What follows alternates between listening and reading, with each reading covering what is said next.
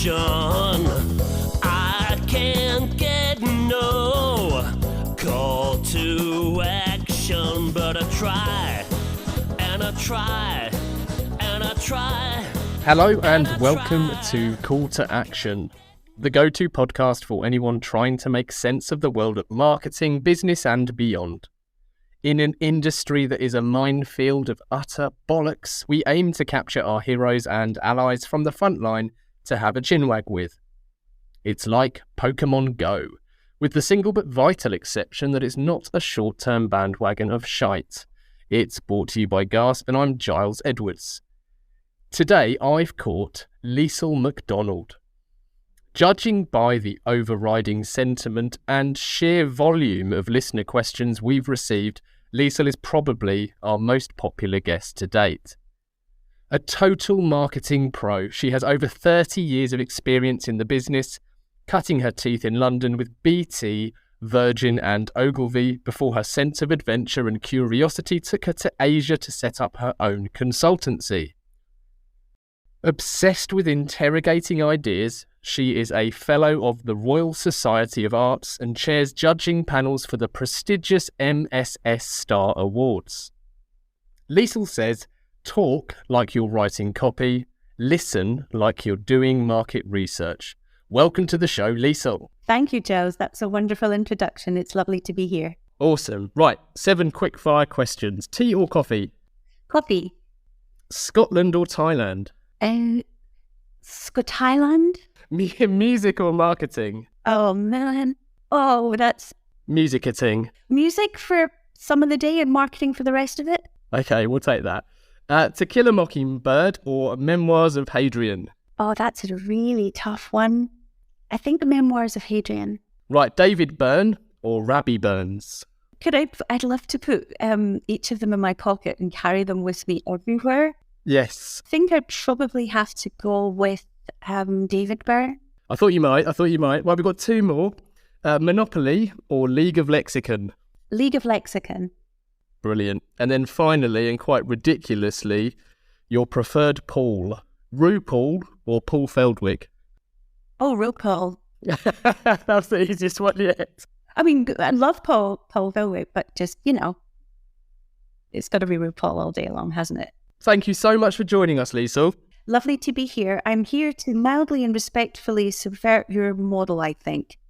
Well, you mention often about people who come into marketing in various ways, and I probably did it the other way. I came into marketing, bunny ears the right way, and then was fled and pushed from it to do things my way, the only way that worked for me. So we'll see how that goes. Yeah, brilliant. Okay. Well, as I mentioned in your intro and before we recorded, we have had an incredible amount of listener questions to wade through, and I've had to be quite brutal in whittling them down, but we still have a dozen of the dozens that landed. So I'm going to try and weave as many into the usual agenda as I can.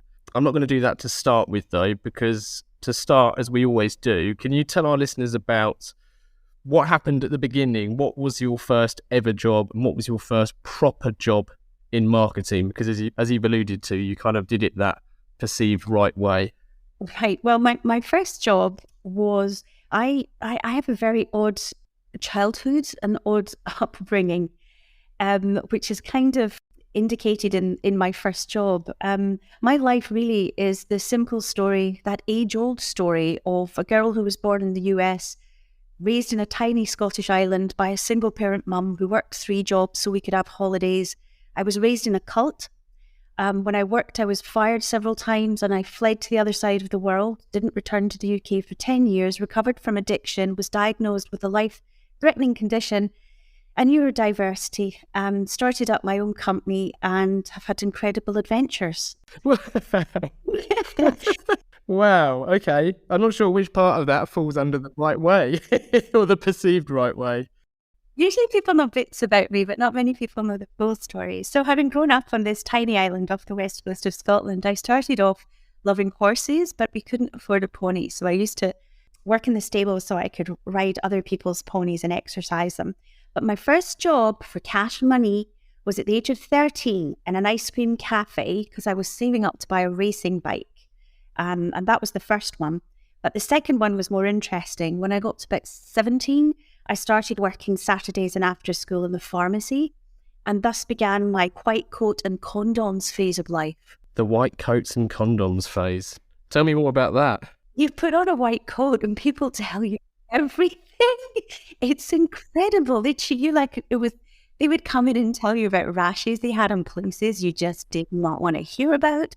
You knew who was in what medication, or you knew intimate details of people's medical conditions. It was a really interesting experience as well from a junior marketer, because you learned about merchandising and cross-selling. So we had this thing we used to do whenever we had products that we couldn't sell. So for example, really oldie sort of Yardley's English lavender soap, and it wasn't selling where it was in the store.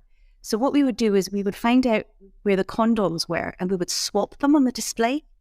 And so you would see lots of young men coming in on Friday nights and Saturday nights, heading straight up to the counter, looking to where the condoms used to be and finding Yardley's old. And you could see the look of panic when we waited. So they would buy the soap and then look into your eyes, and not being a nasty person, I would sort of give them like, over there, and then they'd go and pick up the condoms, and thus we would be able to sell whatever we wanted to sell by just shifting them around with the condoms in a regular. That is genius. I've said this a few times before, I think, on past episodes, but I never forget I had the most amazing lecturer when I was at Kingston University, at Knights Park, called Chris Draper. And he taught us that if you wear a fluorescent jacket, you can go anywhere you like and no one challenges you. But I've never heard of the white coat alternative where people verbally, I suppose, will let you go anywhere. That's amazing. I love that. It was incredible. And then you mentioned that as a junior marketer, it was a good place to be in that pharmacy. And I think there's a few consistencies there. I'll never forget Phil Barden talking about his kind of frontline experience, and it's probably one that too few lack. But presumably at that time, and I'm making big assumptions here, but at the age of 17, you didn't necessarily know that you were going to go into marketing as a career, or am I wrong? I had thought for the longest time that I would go to. I was told you would go to university when I was young, and I went to a careers day. They had to bring somebody off the island to come and give us advice, and I was told, I did tests, and they said, you're either going to be a lawyer or a journalist or a cult leader. And that's haunted me till this day. Wow. And I said, I wanted to study English literature and I wanted to study languages, but I was told that you have good grades in science and maths. Why would you study the arts? Which was horrible, just an awful thing to say. There was a hierarchy. You studied, you were a doctor, or you were a dentist, or you were a lawyer, and then there was engineering and pure science, and right at the bottom there was the liberal arts, and it was just appalling. However, the business schools seemed to be a good combination of both, so I studied law and marketing jointly at Strathclyde University, and ended up, it's 4 years in Scotland, so I ended up doing law and marketing for 3 years, and then single honours in marketing, because I decided that the law was not for me. Yeah, okay. There's parallels there with JP. I know, obviously turned his back on a legal career. So, did you, whilst you were doing your studying, and after those 4 years, were you then set and comfortable on that as a career route? I had no idea actually what I was going to do. The thing I loved about marketing. I didn't have an easy time at university. Not academically, that was fine, but just personally, I was having quite a lot of personal issues. But the thing that changed it for me was I managed to get my final year dissertation sponsored through a friend who introduced me to a company. I was the only person in that year who got their dissertation sponsored. So all the primary research, they paid for it, and I got to spend a day in their office a week. And I think that really made me stand out in the milk round. And so it came down to Kodak and BT in the end, who were looking to recruit me.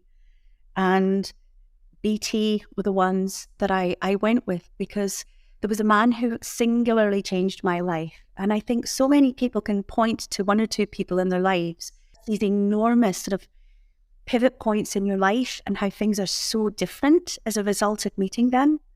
And this gentleman picked me up for what was called their International Graduate Management Fast Track Programme. And they wanted 2 people from the UK, 2 from France, 2 from Holland, etc. And I was one of the 2 people from the UK. Wow. And this was for BT specifically? It was BT just post-privatisation. They flew me down to London and put me through all kinds of psychometric profiling, testing, all kinds of things. And they recruited 100 people that year. 98 went into sales before they could move into marketing. And 2 of us went straight into this amazing, incredible program of learning. Oh, wow. Is that something that they've consistently done since, or was that a new program that they launched? No, it was something that they'd done once, I think. They had a Belgian marketing director, and you didn't have CMs in those days. And he wanted people who had what he considered to be the equivalent of an MBA and just spoke at least one foreign language. And he wanted to create this body of international marketers who could do they were going to be the management of the future for the business. But of most marketing directors, he lasted, 2 years. And then I think it was abandoned after that. So what did that look like then when you started that? Was it actually learning whilst you were doing, or was it still very much training only? Yeah, it was learning while doing. So we were given some live projects, but we were sent to Ashridge and we did lots of courses. We did everything from finance, again, which I'd done some of at uni, but we did more. We did telecommunications engineering 1 and 2 so that we knew how the network worked. And we did a lot of theory, but what was really interesting and really smart is that they sent us on field visits. So we went out with installation engineers, with repair engineers. We went to work in shops and we went to B2B exhibitions to look at how major organizations were looking at telecoms. And that was really eye-opening. It made me very aware of the fact that being at the sharp end and meeting customers is the things that gives you insights into how strategies are actually enacted in practice and how it affects both people in the company and also your customers. So I must admit, I wasn't sure in which order your career had gone until we started researching for today. But it's very interesting that you've gone from client to agency side, because I know that, and I hear from people that they think that's probably the easier route than going agency to client side. So what is it about your next steps that took you to Ogilvy? Because I know you went via Virgin. Well, I was in the BT strategy department as a job at the time, and I did a couple of years there. And the path sort of went strategy department, where we did the planning and budget process, and we produced papers for the BT board. So we understood about ROI, we understood all of the measuring, the tracking, and where the money came from, which was a fantastic skill as a marketer because you had that commercial slant. And what I observed was that the CMO actually didn't have control of all the marketing levers. Products and services marketing was owned by somebody else. Pricing was owned by finance. The channel was owned by the sales director, and the promotional side was run by the customer communications unit. And it was, in fact, the customer communications unit that headhunted me from there to CCU. And that's how I ended up working in, it was probably the most exciting time, because when I arrived in the CCU, a brief had just gone called Reciprocated Confidences. It went out to pitch. Abbott Mead Vickers won it, with David Abbott coming up with the line, "It's good to talk." And it was brilliant because the insights, so, men are the brake on social communication in those days, women were the social glue. We weren't allowed to use price or baskets of pricing, so we had to grow the market for calls. I was a junior person there, but we did actually have strategists within the company. And so I was a strategist in the company, writing briefs for parts of this fully integrated campaign. I was very junior. It's not down to me. Do not really want to overplay it, but it's just the best people. And we got seconded also into agencies. So I spent a little bit of time in Zenith with Millward Brown. I met Draytonberg, Steve Harrison, Rory, David Pattison. A little agency called Rainey Kelly Campbell Rolfe started up. We also went to fulfillment houses, photography buyers. And I guess that was the link between the client strategy side and the advertising side. And it was such a great education. You could literally sit in Oswestry, which is where the network was run, and watch as the ads went out. You could watch the network light up with people making calls. Wow. Did you feel like you were in a really privileged position then? I mean, granted, listening back kind of retrospectively and hearing some of the names you mentioned there, it's obviously going to have that kind of shimmer to it that perhaps at the time it couldn't, because these people hadn't necessarily created, I suppose, their own fame, if you like. But it must have felt really exciting regardless. I felt like I was working with the smartest people in London, and by simply keeping my eyes open, my ears open, you could not fail to actually learn a lot. Culturally, the industry had its issues, both on the client and the agency side. But in terms of thinking and ideas, it was a fabulous time to be working around that area. Creative was valued. We were testing everything because we had huge sample sizes. There was a real rigor about what was done, and creativity really was something that people aspired to. We really wanted to do good work, and there was lots of it about. Yeah, I mean, it's almost depressing when you think about how much that might have changed. But I don't want to bring the mood down. So tell me what happened next in terms of finding yourself agency side, and how different that may have felt. Well, I actually sort of stumbled after that, if I'm really honest. I mean, I was promoted. I loved the work that I was doing, but I hated the jobs and the culture that I did. So I did go to a few companies, agency side briefly, and then on the client side to a couple, and I had good times and bad times. So I did fun things, like I was part of an IPO. I ran a pitch for the telecoms regulator, and it was JWT who won it. And I broke a Cambridge University reasoning test, which I'm still really proud of today. I had an agency try to bribe me during the pitch, which I've never spoken about and I will never name. It was shocking. I was fired a couple of times, and one time I was fired, I woke up one Sunday morning and found my job advertised in the Sunday Times. And on the Monday I was told, sorry, they'd forgotten to let me know. Oh my words. There was good times and bad times. All of it was learning. But what I realised is that it wasn't working for me. I'd had 10 years working with great people, but I really hadn't found where I needed to be and what I needed to be doing that was going to work for me and my skills. I'm almost concerned that we haven't allowed sufficient time for this episode, Lisl. I've scribbled. If you could see my notes, I'm just going to flip them around to prove that they're here. You can see my scrawlings. I've got everything from cults to neurodiversity to job ads to just so many names scrawled down. And I'm just thinking, wow, this could go in any direction. And actually, I'm quite scared to ask. You describe your move to Asia, which came up not too long afterwards, and you describe it that it happened in a dramatic fashion. So given you haven't described anything else to date as dramatic, I'm slightly concerned what cuts the mustard to be dramatic for you. Well, at the age of 31, I found myself, I was very fortunate in that I've always had people who've supported me and backed me, and I've been very lucky and very grateful to the people who've done that. But when people were saying, look, we've got a job for you here, or come here, go there, I decided I'd had enough and I needed some time out. So at the age of 31, I went backpacking, because you didn't go backpacking when I was a student. And I spent a year and a half backpacking, but because I'd been working, I was the only backpacker with like Estee Lauder sunblock, and because I had a little bit of money. But I spent a year and a half doing that. Not long after I left, 9/11 happened. I talked to people back in London. They said, budgets have been cut. We were previously doing the job of 2 people. We're now doing the job of 3. And it made me think, you know what? I think I really do want to do something very different. So I did an analysis of where I would like to be, and I really analysed it upside down and back to front, and I did weighted, variables and all sorts of stuff. Decided I would stay in Thailand for 2 years and learn Mandarin, and then go and work in China.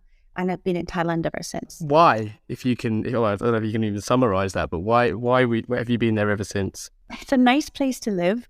I got really interesting work, a variety of work, and I actually, without knowing the word portfolio career, had a portfolio career, and it really suited me.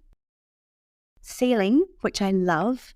I grew up on an island in which there were no cinemas or theatres or anything, so all we did was sail, ride horses, play tennis, ride our bicycle. There was nothing else to do. So I was able to sail and ride, and I started off actually lecturing, because I thought, I worked at Mahawityalai Atong, which is a university in Bangkok, and I thought it would be a hotbed of intellectual debate. It was not.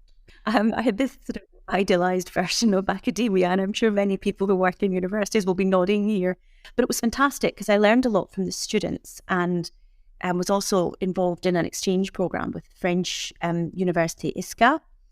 And on the side, as well as being a lecturer, I was doing some projects for OMD. So people who knew me there had asked me if I would help them with some development on their media strategies side. So helping their media strategists to understand concerns, the problems, and the issues of senior level clients, in order that the answer to every brief isn't a huge calculator on the desk and a cost $1,000. There's like helping people really get under the teeth and under the skin of the issues that clients face. I got a few other roles, and then I was told, you got to set up a company because we can't raise purchase orders for an individual trader. And that's when I set up my company. Fantastic. There must have been so much to not only learn, but I suppose respond to and change to. The first listener question I'm going to throw in at this point comes from Aidan Clifford, who says, what a career. It strikes me that Lisl was part of 3 mighty companies with British origin stories. I wonder how she had to change her working practices to succeed in Asia. That's a really good question. I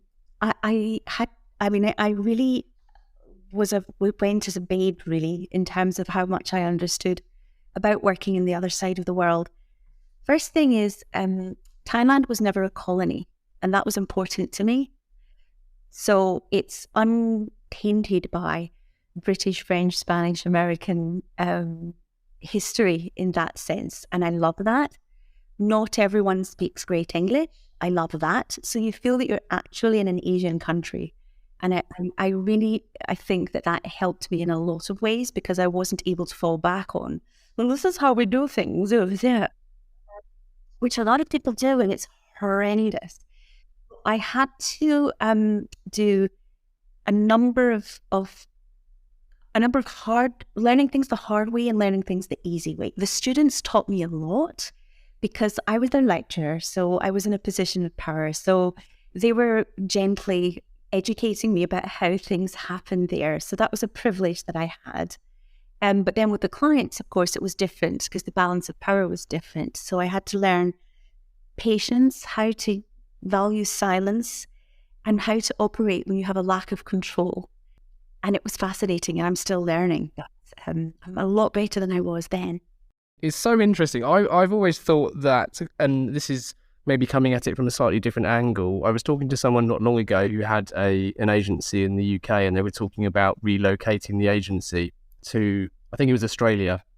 And someone made the point that culturally, of course, there will be differences, but the differences aren't as significant. So if anything, it should make it easier to relocate. But then the flip side of that to me is, well, if you're a proper marketing agency, to kind of use a term that we're, I suppose, using too much these days, it's having that starting point of whatever you might call it, market orientation, or just knowing nothing. It's probably quite refreshing to almost it be so apparent that you don't know anything about the existing culture and the people, that you have to research and you have to understand that before you can make decisions. But is that what it felt like at all for you when you first started consulting there? It's a beginner's mind, Giles, isn't it? People laugh when you say that, and you're like, oh yeah, I get that. But do you really get it? Do you really know what it means to approach something with a beginner's mind? I agree. I think there's a couple of things. First is that people are not insects. And I do encourage people to look at, if you know the population, the religion, the industry, the language, you can book learn a lot of culture, and don't not do that. That's great. But people are not insects under the microscope. And if you think of them like that, the interaction that you have with them is something you're doing to them. Okay, so I think I understand you, so this is what I'm going to do to you in order to evoke a particular response. And it's not really like that. I think the biggest learning for me was that I am not the cultural baseline. And we are terrible at that in North Europe and North America in particular. We're bad at it. And English speakers are the worst as well. We lack listening and observation skills. And so we Right, we forget that we should start with ourselves. And I did some research actually for an American company. I've got a couple of thousand data points on how different cultures feel about working with other cultures, and it's completely fascinating. What it taught me was start with yourself. So instead of saying, how am I going to work with these people in X country? Think, how am I going to appear to these people? What are they going to find difficult about me and the way I operate? What do I bring that might be a point of conflict or might be problematic for them, rather than just examining them like insects under a microscope? That makes a lot of sense. What type of clients did you have when you first set up your consultancy then in Thailand? OMD was a client. Amadeus was a client. I did a new product development process for them across the region. And that was really interesting because I had to go to all the country managers. So, Hong Kong, the Philippines, Singapore, Malaysia, etc., and try and get them to open up and trying to pick through global, regional and local product. And what I found was, because I'd learned to speak Thai, I found that helped. So because I'd bothered to learn an Asian language, even although I would go to Hong Kong and I didn't speak Cantonese or Mandarin, I could literally see the doors of their brain open up. And when people talk about, oh, but it's hard for us to learn. It is hard to learn, by the way. It's a nightmare. Asian language is a whole other level of difficulty. There's like 5 tones, 66 consonants, and 22 flipping vowels. I mean, wow. I think that very much helps because people think, okay, you don't speak my language, but you have bothered to go some way to understanding us. So I will listen to you. Other clients I used to do a regular strategy for a hospital, a big international hospital group out there. I had a big American data company I worked with for 10 years and a whole bunch of different projects. I did a regatta. The King's Cup regatta. I did some work for them. I almost got Rolex in as a sponsor, but just missed out because they changed the marketing director, which was a shame. So a real variety of projects, and also Nation Multimedia Group, Siam Cement, a whole bunch. Most of the clients had international. My actual client was an international person, so they were maybe based in Asia, but they were foreign.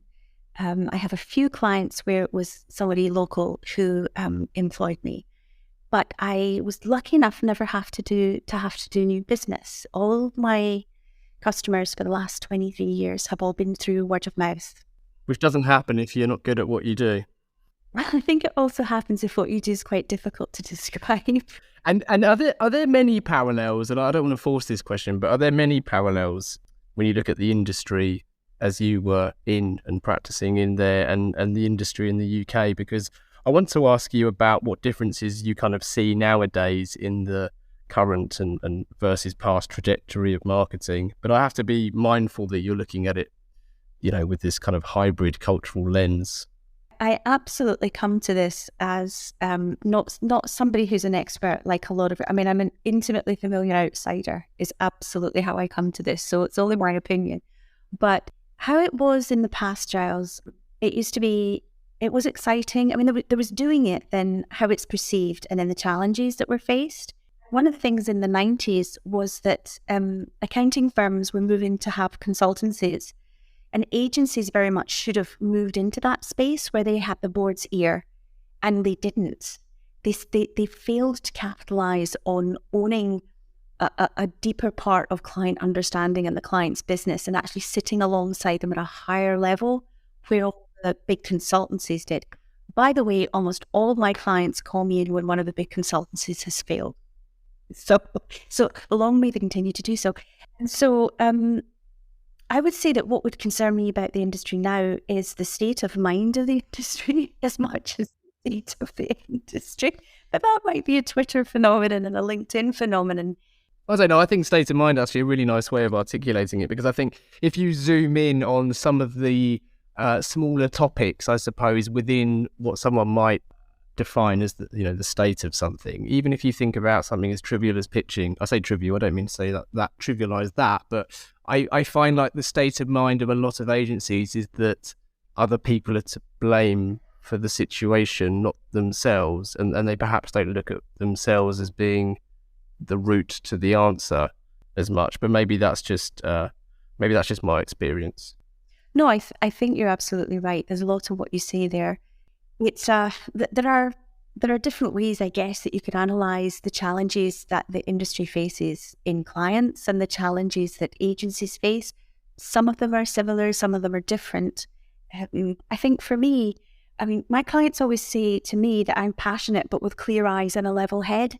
And that's exactly what I think marketing is. It's an art and it's a science. And that's the thing I love about it, is that you bring this ability to do, we used to use semiotics back in the 90s, Bayesian techniques and loads of econometric modelling. But on the other hand, you get to really try and understand how humans think and feel and do, and the psychology of it. And that, for me, was the reason I didn't want to be a lawyer. Because why would you want to do that when you can have something where you use both sides of your brain?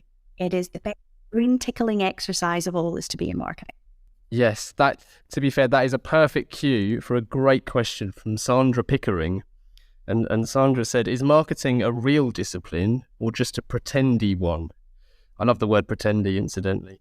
If real, I'd expect it to be rooted in depth of human understanding and science, and to be clear, statistics, nay, science and marketing science can't just be statistics.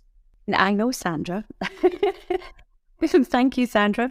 I think it's a real discipline, but I think you then have to parse the words real and discipline in order to understand. Are we something different to different people? I really think that it is about the perfect intersection of art and science. And I know I talked to Rory about this for decades, and it's about increasing probabilities of success. And I know there's a lot of work that's been done by various eminent professors, and I think it's fabulous. And I think marketers need to read and understand the rigorous approach and undoubted proofs that come out of that. But that doesn't help you be a marketer. You have to then go about and apply what it is that you've learned, read, observed, experienced, and apply that given a particular set of circumstances, which is not easily replicable from what it is that you've read or seen before, because it's different. It's different temporally, it's different with the market, it's a different product.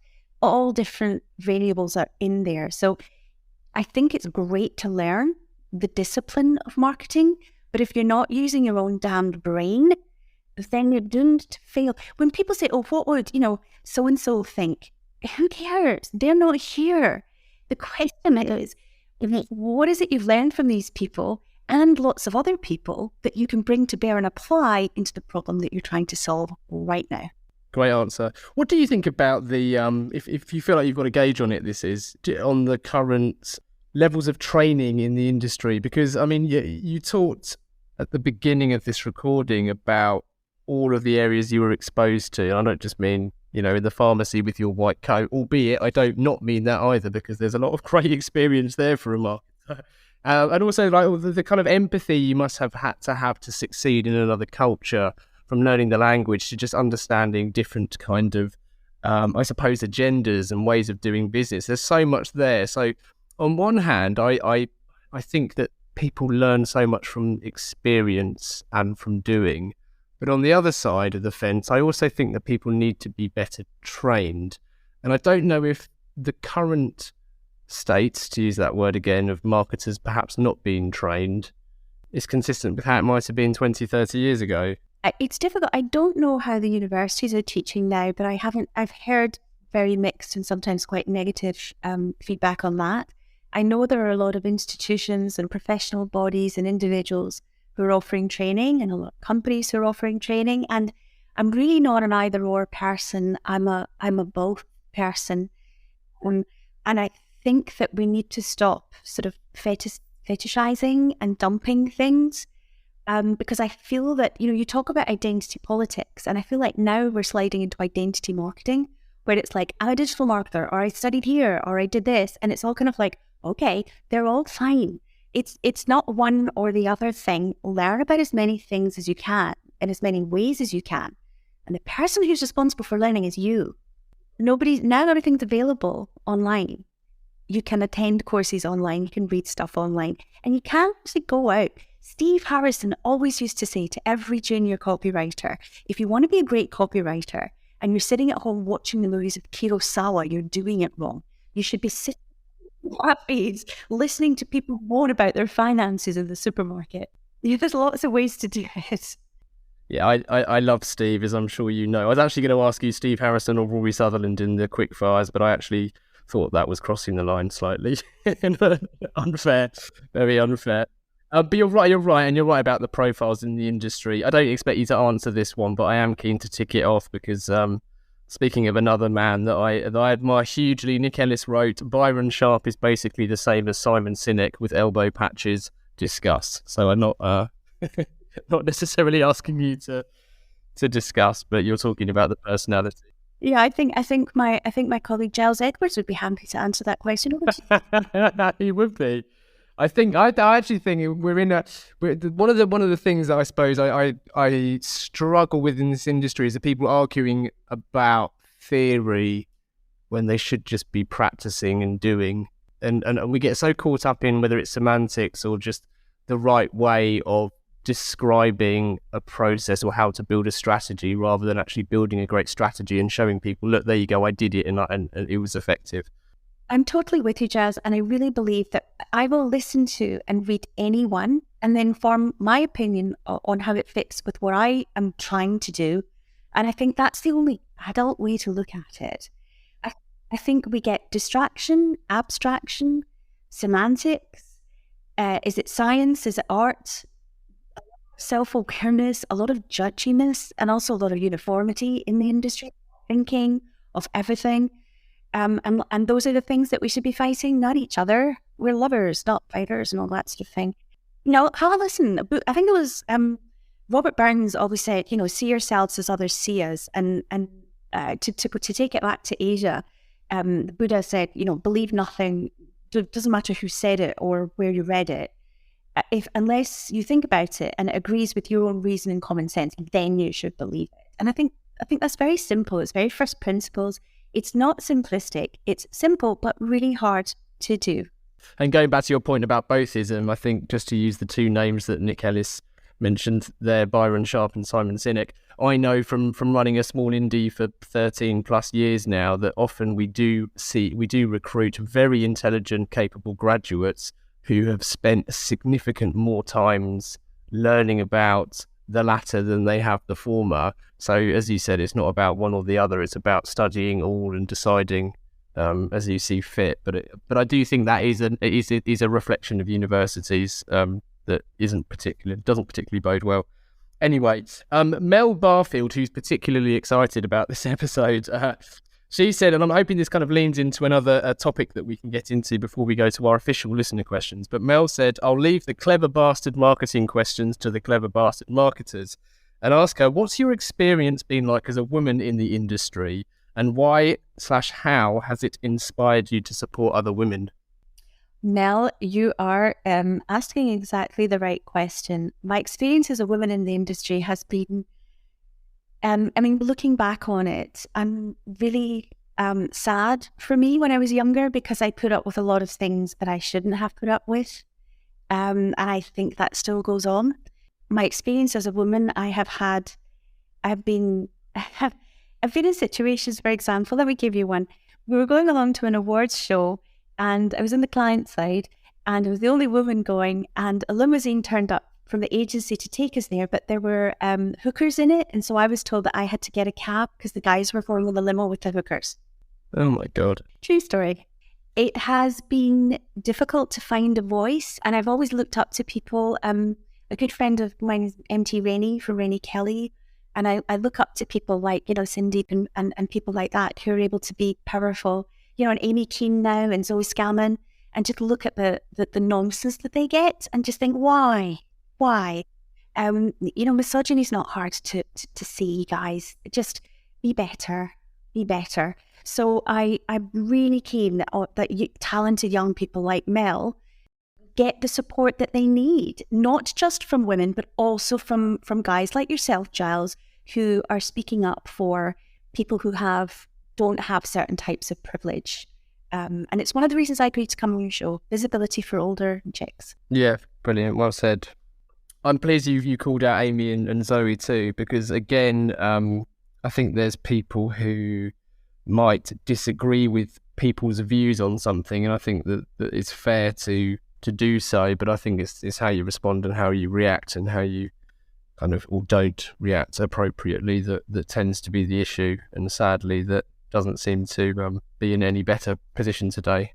Sorry, Giles, I was just going to say, it really, really, it makes me wish something dearly, because, you know, I'm one of these people who I'm quite good at finding what the issues are in an organisation and also the opportunities and finding 7 ways to solve them.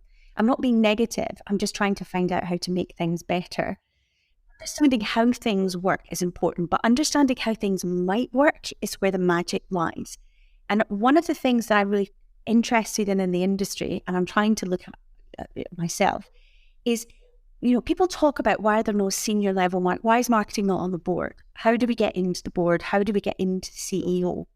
And I think if you take marketing, it's just a thought, if you take marketing out of the marketing department, take the doing out of the job title and the capital M out of it, get marketers on board as non-exec directors.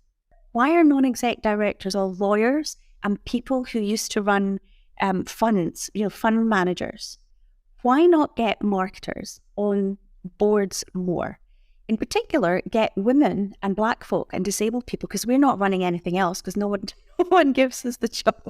Well, you know, we've worked in regulated industries like telecom and financial services and all the different clients that you work on. Getting into that senior position requires showing a degree of maturity. But wouldn't it be wonderful if marketers were sought in other fields because they brought a valued perspective? Imagine a marketer as a cabinet minister or a prime minister or a first minister. Imagine if in public life people said, get me a marketer for this. Other than, because we're bringing that lens to it that other professions bring. And for me, that would be a definition of success. And I mean, there's lots of people who kind of echo a similar sentiment about the position that I suppose the industry is in. And none seem to do it as consistently or as cuttingly as Tom Lewis. Tom knows I admire him hugely and we agree on many things, but Tom has thrown this question at you, Lisl. Is Adland really toxic? And what's your favourite type of poured concrete? So you can answer one or both of those. Well, I'll go to him privately in the DMs for the poured concrete. What are architect fans? Thank you, Tom. Yeah, I think marketing has an integrity issue, and we need to do more work. We act on our beliefs and what we believe is true, but there's a gap between what we say, how we'd like to be seen, and then how we actually go about our life and our work. We think we're geniuses, but nobody else is saying that because we lack integrity at times as an industry, as clients, as agencies, and as individuals. So, for example, people are not watching adverts as much as they used to, or they say they don't like them or enjoy them in comparison to how they used to be. Let's not look back at the heyday. Let's look at how imagine what could be. We say we're saving the planet. Everybody knows we're not saving the planet. So let's look at that and say what could be. We're not dealing with diversity. And what could be? Imagine if we stopped talking about or featuring people in our ads. Imagine if disabled people were actually writing the scripts, doing the camera work, working in agencies. And the problem is this lack of integrity is because there's no jeopardy, Giles. There's no jeopardy. People say, now Derek Walker, who love Derek talks about, hiring black agencies, black-owned agencies, proper briefs, not just the sneaker briefs. I would take it further and I would say, if you're really serious about it, why don't you go and work in a black-owned agency or an all-woman agency or an Asian agency? Try being the only white person, the only man, or the only able person in the room. There's jeopardy there. If you're employing people, they work for you, you're in a position of power. Do it with jeopardy. It will make you different from other people. that was my experience. It made me really different in what I bring to what I do. So deal with integrity. Do things with integrity. Push the boundaries. We're marketing people. We're supposed to be creative about how we do it. It's not signing up to a pledge. It's not an initiative with a capital I. It is doing something different in order to get over this toxic way of doing things. And also making more money, Tom, at the same time, which I know you care passionately about. Yes, he does. He does. Oh, well said. Is that Bluebell we can hear in the background? I'm so sorry. Do you have to do that again? No, not at all. No. It's a family inclusive show, I hope. So it's nice to hear Bluebell having fun out there. I'll tell you what, Giles, if you take it one step farther, why don't we give current company, agency and organisation leaders a year's sabbatical?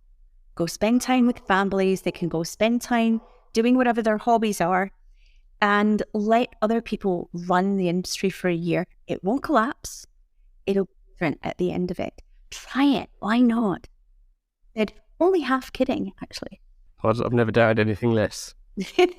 Again, I don't want to force a comparison here, but just your point about there being no jeopardy, I wonder if that's something that you can say with the empathy that I expect from you, from this conversation, as being someone who has moved to a different continent altogether and stood out. Not that you needed more examples or opportunities to stand out, or feel like that you were just one amongst many others. But I do feel like that maybe that's just a wisdom that comes through life experiences that you just only wish you could force on other people. Yeah, I think it's a little bit of both. I think there is something about having seen... I love to get excited about new things, Giles. I get really passionate and excited when I see something new. I do think it's not that often that I'm seeing something new. If you've been around a while, you wait for something new or something slightly different. I think there's a good opportunity for pulling together different things. I'm all for synthesizing lots of different things. I read about 5 books a week personally because that's part of my neurodiversity and it drives my husband mad. But reading different things is just one way of bringing different perspectives. There's lots of things that you can do that will broaden your frame of reference, but you choose them. What is interesting is where you're in situations where you're not choosing, where that's being chosen for you. And that's where you get these amazing sort of enlightened moments of, oh gosh, I never would have seen it that way, because you're forced into that uncomfortable space, because there's jeopardy, because you're looking at something, you're forced to look at it through other people's eyes, and you're experiencing something you've never experienced before. When was the last time we could say we're experiencing something we've never experienced before? Go make it happen. I've snuck a few in already, but I feel like we should go to the official listener question section now. Time, weather, and... Boom! Sorry. It's just most podcasts would drop a jarring advert into this vacuous point in space and time. But Gasp don't do podcast ads. And if we did, we'd probably subvert the form in a clever way that ironically gets you to contact the host at giles@gasp.agency. Only last week, some pod listening companies did just that, calling us for guidance on strategy, research, and brand positioning. But please don't do that. Let's get you back to the show. And it's probably the world's simplest idea. I call it the golden circle. Yeah, golden shower more like. You don't want Simon Sinek, you want a proper marketing chat, don't you? Hang on. So asking the general public for their opinion, be it on Brexit or boat names, is notoriously fraught with danger. So I'm going to try and get the other few in now. I'm going to start with a good friend of yours and someone we've had on the show a couple of times, the great Rory Sutherland. Rory asks, what are the specific marketing challenges of being a marketer in an organisation dominated by engineers? Gosh, that goes back to the BT days, but it's just as relevant now. Back in those days, we talk about the marketing orientation. It's all about Philip Kotler back. It was said before then, and marketing's been around for a long, long time. Not just in the 20s, but like when people were out selling stuff in the Agora or whatever. And so the marketing orientation was about looking through things through the consumer's eyes. And when you work for a company which has a lot of engineers, in those days, people would say, "What does marketing do?" And you would say, "Well, we look at the products, we look at the channels, we look at the pricing, we look at the promotion, the communication, how things are explained to people, and we try and help consumers to be able to buy and repurchase our products and services." And they would say, "Isn't that the whole business?" And you would be like, "No, we're bringing a lens to it. We work with other parts of the organization and bring a particular lens to it. So we're not expert in this particular thing. We don't know the details or the gubbins. But what we can do is bring a consumer perspective and ask questions that consumers might have, or pick up things that consumers might have a problem with, or look at opportunities to make it easier for consumers to buy it or buy more of it or buy it more frequently." And in those days, it was trying to explain to people what marketing was. I think it's different now because there's this kind of atomization of marketing. So, people talk about advertising, marketing, digital marketing, branding, all kind of synonymously, and it's all muddled and confused. So I think now the problem is defining what marketing is in an age of atomization, which is a problem and an opportunity, because there are so many different specializations now in ways of looking at things. Again, if you can synthesize all of the different parts of marketing into a strategy, which is brilliant, whether you're an entrepreneur, a startup, or whether you work for a large organization, or whether you're an agency looking at a new way of getting into a brief, there's opportunity in there because you do see it differently from the engineers and the tech people and the people who are building the SaaS model. It's looking at it differently. Yeah, well said. You're right about the, I suppose, all the ambiguity and semantics and people talking about terms interchangeably. I mean, it can't help any industry to have that level of confusion. The second question, there's a consistency between Philip Oakley and Julio Del Buffalo, or Jimmy Bison to you and I. It's a question. So I'm gonna ask them both because the consistency seems to be around the egos and arrogance that can kind of appear all too frequently in our industry. So starting with our friend Jimmy, he says, "My question is, how do you bring empathy and kindness to an industry where arrogance and macho vibes still rule?"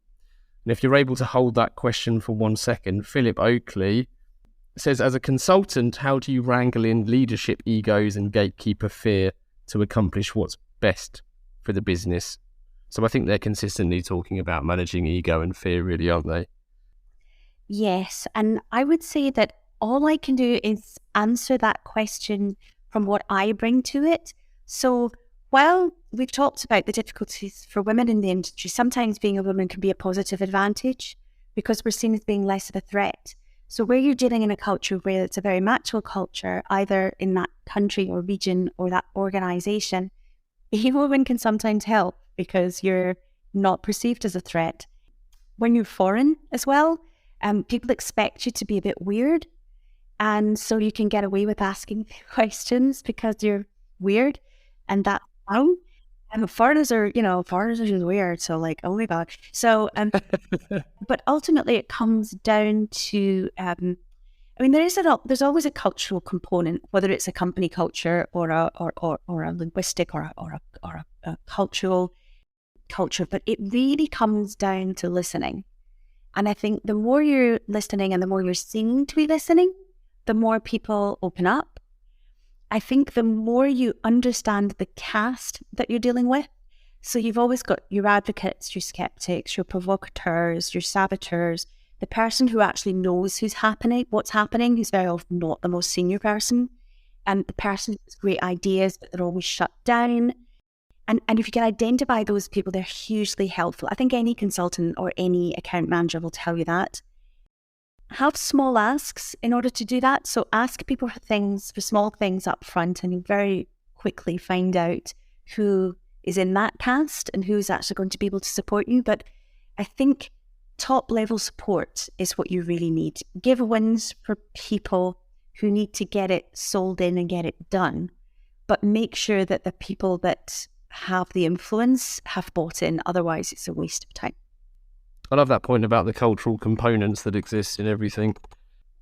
Yeah, it's there. Even within, just every organization has its own norms, its own values, its own, this is how it's done. So, Lisl, the final part of the interview is our 4 pertinent poses, starting with, what advice would you give to your younger self? I must say, before you answer that, I feel not only obliged, but I feel like I want to share a comment we had on LinkedIn from Tina Matembe. I hope I've said your surname correctly there. Apologies if not. Who just wanted to say, "How are you so awesome and cool?"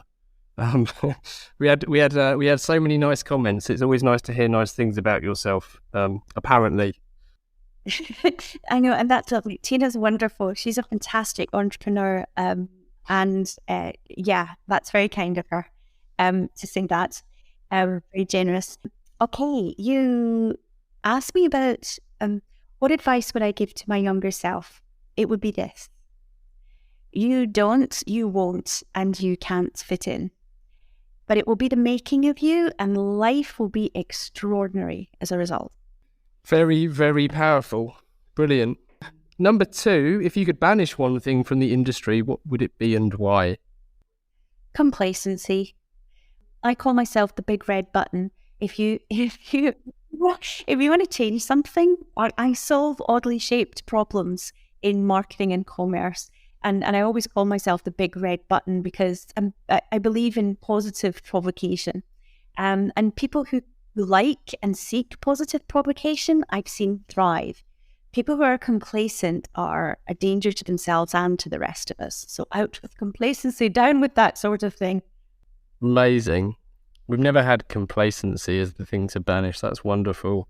I love the big red button. Brilliant. I suspect you'll have a whole list here. Any books that you can recommend to our listeners? I do. I would recommend all of the normal. I'm not going to name the books that everyone's already named. Rory's books, the Steve's, and that was Byron's book. All those. Let's take that as read. What I would encourage people to do is to read a mixture of things. Obviously, clearly, the industry Bible is Delusions of Grandeur by Ryan. Is that louder for the people at the back? Perfect.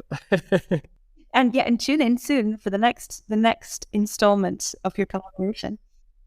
I would recommend a couple of things. I would recommend Alistair Thompson has written a brilliant book about business planning, and it's just so nicely done. And I think whether you're in a client or an agency, have a read of it because it really makes you sit down and ask questions about your own business model. I would recommend that people read a book on nonviolent communication, A Language of Life by Marshall B. Rosenberg, so that you can stop communicating violently. The most violent communication that happened to me was somebody came into the room, a senior guy came into the room, and he shouted at me and he said, "Why has nobody told you this?" And I was like, "What? Why has nobody told me what? What are you shouting at me?" So I think nonviolent communication is a great thing, and skill was still like, "Why has nobody told you this?" Okay. So what would be the second thing? The third thing would be read something about logic and syllogisms and statistics. I don't have a specific book, but test your brain out that way. And then I would be happy to give you a short list of fiction, which I think you should read, one of which would be Hex by Jenny Fagan. I would recommend On Connection by Kay Tempest, which is brilliant, and The Three Body Problem by Leo Shishin is fantastic. Perfect. Read also case studies, like there's TMB, is Bank in Thailand. There's a fantastic case study. Read case studies that are not their traditional case studies as well. There's a guy called Wong Charuan in TMB who did this transformative project, and he's a CEO, but one of the most brilliant marketers I've ever met. So try and find case studies out with the normal IPA work, which are great, but try and find other case studies and see how it's done elsewhere. So try and read really broadly. Always loads there. So thank you for the delusions nod. Alistair Thompson's How to Build a Better Business Plan I'll second that recommendation. It's a wonderful, wonderful book. I forget the name of his other, but I'm sure he's got more than one out now, in fact. Cash flow. It's about cash flow. Ah, that's right. Yes. We'll link to both of Alistair's books. Any book on logic and statistics, Hex, On Connection, The Free Body Problem, and case studies from your non-standard sources. If you've got any you can include case studies or any links you can send, we'll include those on the description, Lisl. I do actually. I was talking to Aggie in Thailand yesterday, and I was talking to him about this, and I can get some links from him to those case studies. Oh, perfect. Awesome. Really appreciate that. And then number 4, we always dedicate every episode to someone, and we bestow or hospital pass that honour to our guest who has to give their reason why. So would you do the honours? I would dedicate this to obviously my husband and my dog Bluebell, Sarah Sondier, as they say, but all the people internationally who've welcomed me into their lives, their homes and their businesses, and they've kind of left me better informed and more aware as a person as a result of their friendship and advice. So Claude in France, Deep Rani in Thailand, Takeda-san in Tokyo, and Nina Gupta in Delhi. I would actually add, at the side, I would add Derek Walker and a guy called Barrington Reeves in Glasgow, who's always the only black guy in the room, and he's doing extraordinary things, and I wish people would take more notice because he's really talented. Brilliant. Well, this episode is very proudly dedicated. Thank you so much, Lisl. Everyone listening, we will have all of the links, including those case studies that Lisl mentioned on this episode's listing. How else can our listeners get more Lisl MacDonald? You can hit me up on LinkedIn and ask me to do lots of things. And if I can, I will. I'm your red button. Hit it.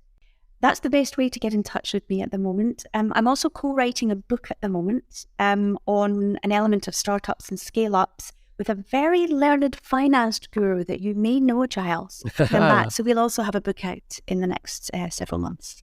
Oh, fantastic. Well, keep us informed on that, and we will retrospectively add it to this listing too, because people find these at all sorts of times of the year. But Lisl, listen, thank you so much for joining us. It's been a real pleasure, and I've enjoyed it. And I think you're awesome, and I'm not surprised we had so many people say as much on their listener questions. Well, thank you for inviting me. It's been a real privilege to be here, and thank you for being kind to me as well. Not at all. Finally, thank you to everyone listening. If you've enjoyed this episode, please do share and review the podcast. Keep your questions and guest requests coming in. To get in touch, it's easy to find Gasp online or email calltoaction@gasp.agency.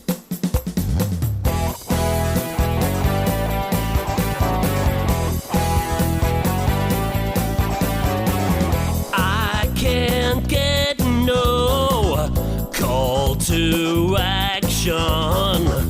I can't get no call to action, but I try. And I try, and I try, and I try.